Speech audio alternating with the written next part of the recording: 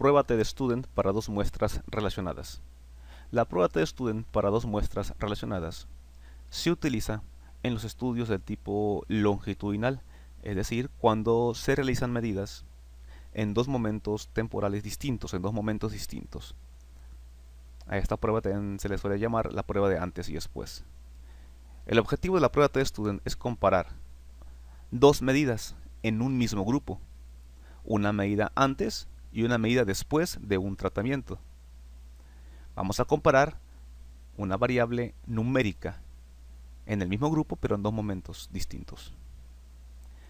A continuación el estudio que utilizaremos como base para explicar este procedimiento, esta prueba TestStudent para dos muestras relacionadas. Tenemos aquí nuestro caso. Un doctor investigador está evaluando el efecto que una dieta, el tratamiento, tiene sobre el peso y los niveles de triglicéridos de sus pacientes. Para tal objetivo, realiza un experimento en 16 pacientes. Durante 6 meses los puso en plan de dieta. Este investigador pues realizó dos medidas.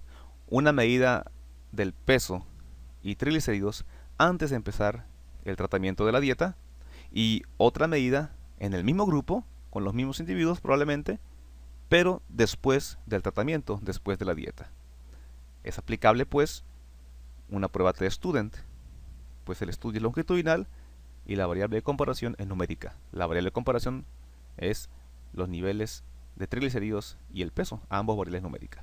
En este caso vamos a analizar la variable peso en relación a la dieta.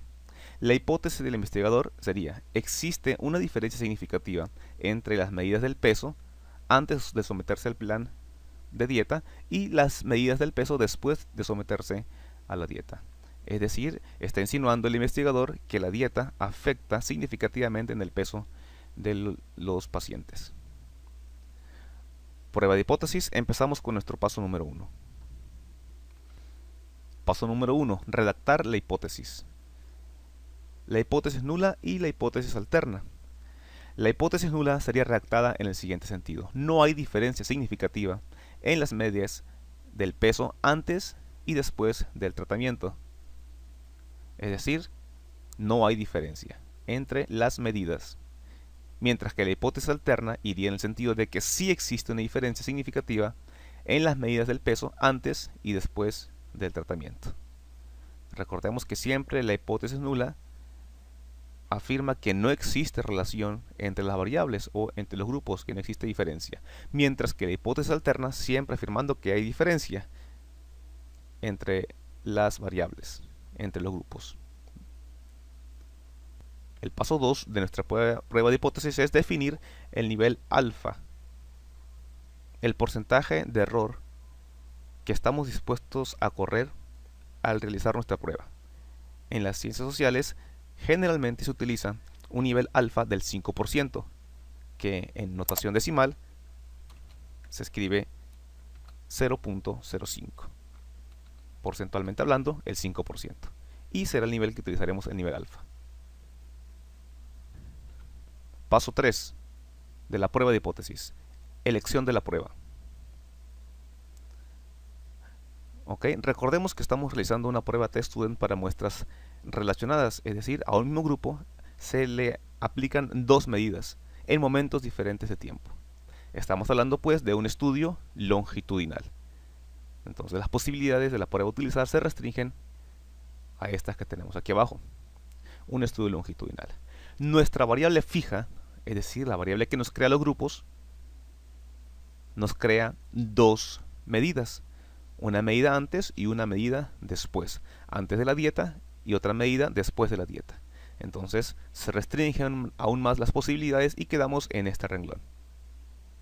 Nuestra variable aleatoria, es decir, la variable de comparación, es en este caso la variable peso, que es una variable numérica. Entonces, haciendo los cruces, determinamos que la prueba que requerimos utilizar para este caso específico es la prueba TestStudent para muestras relacionadas. ¿Por qué? Nuestro estudio es longitudinal, la variable fija me crea dos medidas, antes y después, y la variable aleatoria es una variable numérica. Paso 4 de la prueba de hipótesis. Calcular el p-valor. Pero antes de calcular el valor de la prueba testudent, es necesario corroborar si la variable numérica, peso, que es la variable en este caso de comparación, se comporta normalmente. Es decir, verificar el supuesto de normalidad. Recordemos que hay dos pruebas para revisar normalidad. La prueba de Kolmogorov-Smirnov para muestras grandes, mayores de 30 individuos, o la prueba de Shapiro-Wilks para muestras pequeñas, menores o iguales a 30 individuos. Entonces es aquí donde empezamos a utilizar nuestro software SPSS. Tenemos en pantalla la base de datos que el doctor capturó. Tenemos pues 16 individuos, una primera variable. Midió otras variables como edad, sexo. Aquí están las medidas de triglicéridos en un primer momento, antes de empezar la dieta. Durante la dieta realizó 3 medidas más y después de acabar la dieta realizó una cuarta medida. Nosotros vamos a comparar no la variable de triglicéridos, por lo menos en este ejemplo no, sino la variable de comparación es la variable peso. Peso cero son los pesos medidos antes de empezar la dieta y el peso 4 es después de terminar la dieta. Vamos a comparar pues nosotros, vamos a corroborar si existe una diferencia significativa entre el peso antes de la dieta, peso 1, peso 0, perdón, y el peso después de la dieta. Corroborar si existe una diferencia significativa entre el peso antes y después de la dieta para checar si existe o si la dieta tuvo un impacto sobre la variable peso. Pero lo primero es corroborar el supuesto de normalidad. Vamos a corroborar pues que la variable peso se comporte normalmente. La variable peso antes y la variable peso después, peso 0 y peso 4. Para corroborar normalidad, el procedimiento es analizar, estadísticos descriptivos, explorar, lista de variables dependientes, y aquí le decimos qué variables numéricas. Recordemos que normalidad se puede corroborar solamente en las variables numéricas. ¿Qué variables numéricas son las que queremos checar si se comportan normalmente? Estamos hablando pues de la variable peso antes de la dieta, que es peso 0, y la variable después de la dieta, peso final o peso 4. Es decir, quiero checar si existe un comportamiento de normalidad en estas dos variables.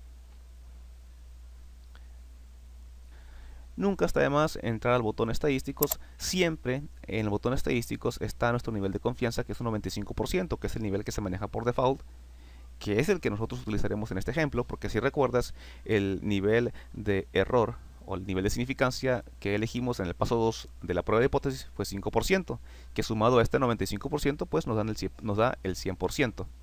Pero hay ocasiones en que no se utiliza el nivel de significancia del 5%, y entonces pues tiene que cambiar aquí también el nivel de confianza. Supongamos que elegimos un nivel de significancia del 1%, bueno, pues aquí tendríamos que cambiarle al 99%, que sumado al 1% de la significancia o el nivel de error, sumarían el 100%. Pero bueno, en nuestro caso no, 95% de nivel de significancia, de nivel de confianza, perdón, y el 5% porque elegimos el 5% en el paso 2 de la prueba de hipótesis. Bueno, está por default, solamente lo explico por si alguien quiere aquí modificarle. Bueno, ya le dije que quiero checar normalidad en la variable peso antes del tratamiento y en el peso final después del tratamiento. Ok, tenemos que entrar a la opción gráficos y aquí pedirle que me arroje las pruebas de normalidad haciendo clic o palomeando la opción gráficos con prueba de normalidad. Hacemos clic en continuar y aceptar. Esperamos unos segundos a que SPSS trabaje. Checamos que me dice SPSS en una primera tabla que el porcentaje de datos válidos es 100%, es decir, no hay datos perdidos, no hay valores perdidos. En una segunda tabla me muestra los descriptivos. Vemos como el promedio o la media del peso antes del tratamiento es 198.38 y la media del peso después del tratamiento, después de la dieta, es 190.31. Es decir, que después de la dieta ciertamente hubo una disminución en el peso de los pacientes. Ahora la pregunta que nos hacemos es, ¿esta disminución es significativa? Es lo que vamos a corroborar posteriormente, ¿no? Pero ahorita estamos checando normalidad en la variable peso. Buscamos la tabla, buscamos nuestra prueba de normalidad y aquí la tenemos. En nuestro caso, nuestra muestra, si recuerdan, es una muestra de 16 individuos, por lo que es menor que 30 individuos. Entonces, dado que nuestra muestra es menor que 30 individuos, utilizaremos la prueba de normalidad de Shapiro-Wilk. Acá en SPSS, pues, de la tabla de normalidad, de las pruebas de normalidad, analizaremos la parte de Shapiro-Wilk, que es esta que tenemos acá. Y vemos el nivel de significancia del peso antes del tratamiento, que es la primera fila de arriba, y el nivel de significancia del peso después de la dieta, después del tratamiento, peso final, que es 0.480. Entonces estos dos valores los rescato y los paso a mi plantilla de prueba de hipótesis que tengo allá en Word. Aquí tengo ya las dos significancias que me arrojó SPSS. Uno, el de arriba es el p-valor antes, del peso antes, y el de abajo es el p-valor para el peso después del tratamiento. Y si comparamos estas significancias arrojadas por SPSS contra el nivel alfa 0.05, tenemos que en ambos casos la variable peso antes del tratamiento y después del tratamiento, en ambos casos el p-valor o la significancia es mayor que 0.05, y como p-valor es mayor que el nivel alfa de 0.05, entonces se acepta la hipótesis nula, por lo cual podemos afirmar que los datos provienen de una distribución normal.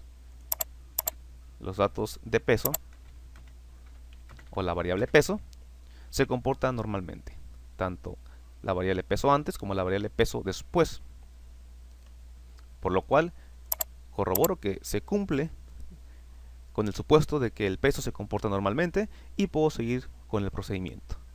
El siguiente paso, una vez que cheque el supuesto de normalidad, es realizar ya la prueba TDStudent en SPSS.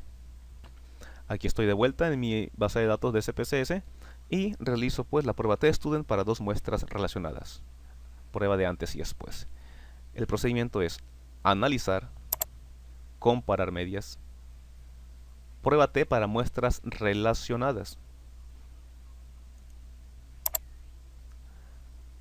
Aquí le especifico qué dos variables numéricas son las que voy a comparar, que es peso cero, que es el peso antes del tratamiento, y peso final, que es el peso después del tratamiento, después de la dieta. A quien lo desea, aquí en el botón opciones pueden cambiar el nivel de confianza. En nuestro caso no, es ese, es 95%, pues estamos asumiendo un 5% de error. Entonces no modifico nada, solamente hago clic en botón aceptar. Segundo después, SPSS me arroja los resultados para la prueba de muestras relacionadas. Acá arriba me muestra estadísticos de muestra relacionadas. Checando los estadísticos de muestra puedo ver la media del peso antes del tratamiento y la media del peso final después del tratamiento. Entonces vemos cómo después del tratamiento realmente la media disminuye de 198 a 190. Ahora vamos a corroborar o vamos a checar, a revisar si esta disminución es significativa o no lo es.